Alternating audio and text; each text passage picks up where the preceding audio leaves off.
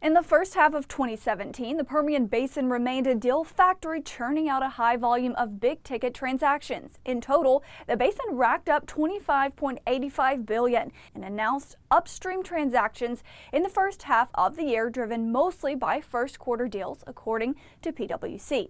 Deals in the Permian region dropped off markedly in second quarter 2017, with about one-third of the announced transactions compared to 31 deals in the first quarter.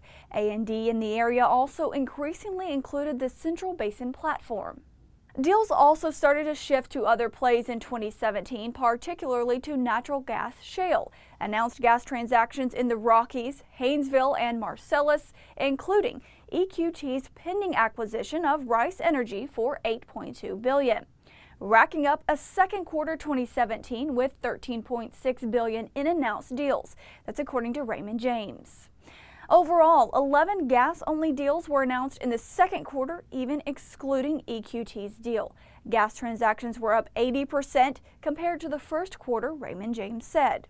Natural gas prices remain stable but low, around $3. But will gas assets have enough upside to overpower or at least compete in an oil-focused asset market? Welcome to Hart Energy's Onshore Connect.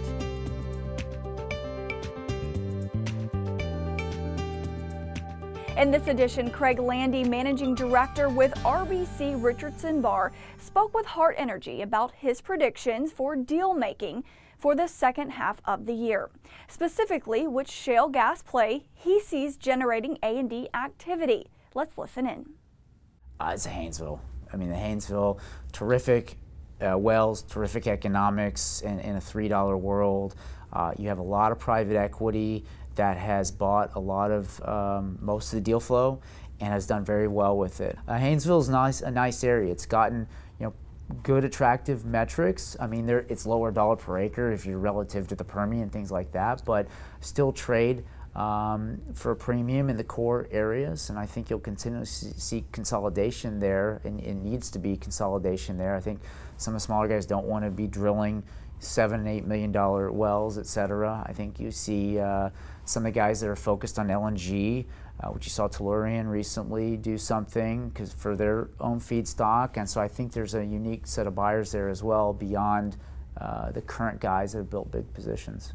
You have the Indigos and the Covey Parks and the Vines of the world that are very big and continue to all these guys improve efficiencies and are really focused on that. I think most of the world's been focused on the oil world, if you will, of those efficiencies. I think sometimes it gets overlooked of how much some of these guys have done the same from a gas perspective, and the Haynesville has terrific wells. Yeah, I definitely see a lot of Haynesville activity in the next 12 to 24 months. I think BHP certainly is a headliner and a very large asset there. You still have the guys that are trying to ultimately IPO.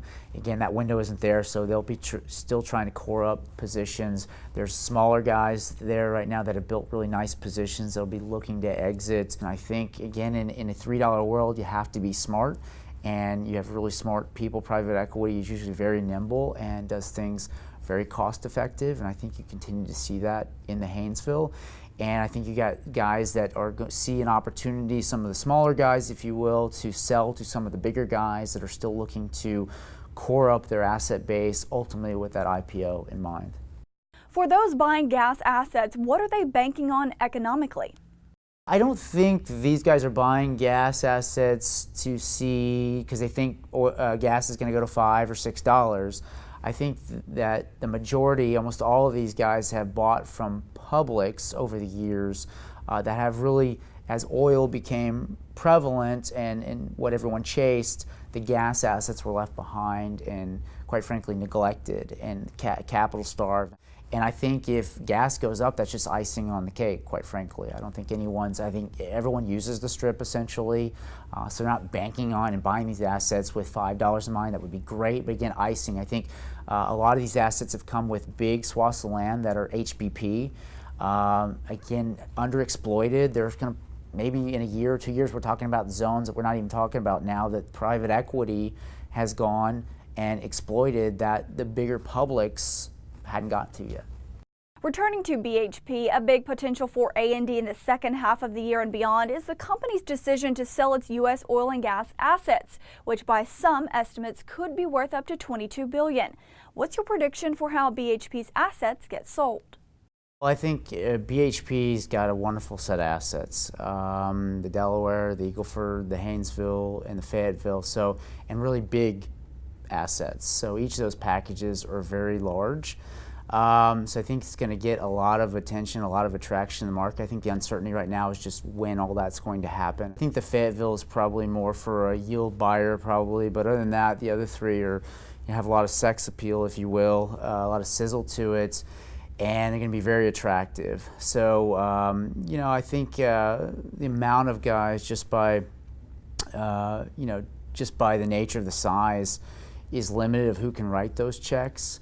I think you'll see both private equity and public guys play it. I think depending on the timing of those sales, I think right now the public markets have been focused more on execution than acquisition. I think a lot of their concerns are, how is the market going to treat me if I write a big check? I don't think people are apt to go to the equity markets right now. And so again, these acquisitions or these divestitures, if you will, by BHP could not happen until 2018, and the world could be a different place. But bottom line, they're great assets. They're going to get a lot of attention. I think everyone's just kind of waiting to see what the timing will be for those. Onshore Connect returns next month with enhanced completions in the Permian Basin. We want to thank you, the viewer, and our sponsors for making this program possible. Until next time, let's stay connected.